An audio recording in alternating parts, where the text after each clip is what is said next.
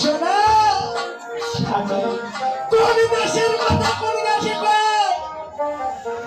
মরা মানুষ কি জীবিত হয়? কখনোই ওই কলঙ্কিত নারীর কথা শুনবি না স্বামী। বাবা আপনি তো দেখেছেন আমার হস্তরেখা, দেখেছি। আপনি তো দেখেছেন আমার ললাটে লেখা। শোনো আমার বিশ্বাস আমার সাথে আবারও বাঁচবে। বধুমা আমি কলা গাছ তোমাকে দিতে পারবো না বাবা। মরে গেছি মোর সাথে বেটা। তার অধিক দুঃখ পাবো যদি গায়ে কলার গাছ কাটা। এক একটা করে মুড়ে বেচবে মধুমা ভাদ্র মাসে। এক একটা করে মুড়ে বেচবো মধুমা ডারে ডারে।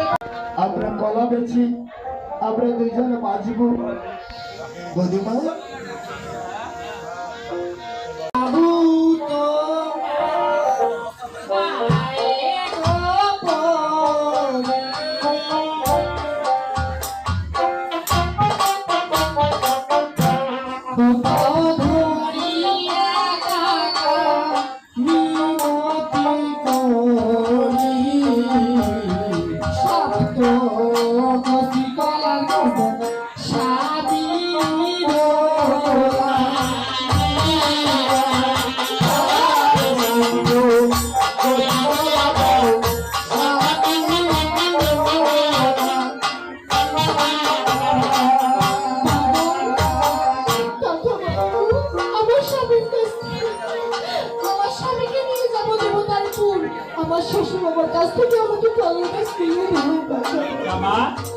তুমি এখানে দাঁড়ান না জননী, আমি একটু যদি একটা চেষ্টা করতে হবে।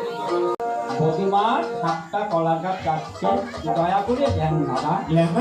হ্যাঁ তুমি কার হয়ে কথা বলতেছ? তুমি যাও তোমার ছেলেকে নিয়ে, উনি কালী দেহে। আমি কলার গাছ দিতে পারি, কলার বদলে নিব আমি করি, তবে তো কলার গাছ দিব। তাহলে একটু দেরি করো, আমি আসছি। বধুমান, তোমার শ্বশুর এমনি কলা দিবে না, তার করির দরকার। করি ছাড়া উনি কলা দিয়ে একটা গাছও দিবেন। বাবা বলো মা। আগারে তো হলো বিয়ে, পাশে তো হলো মারি, কোথায় পাবো শ্বশুর বাবা? তার খাবে করে এখন কোনো একটা ব্যবস্থা হইবে। ওই অস্ত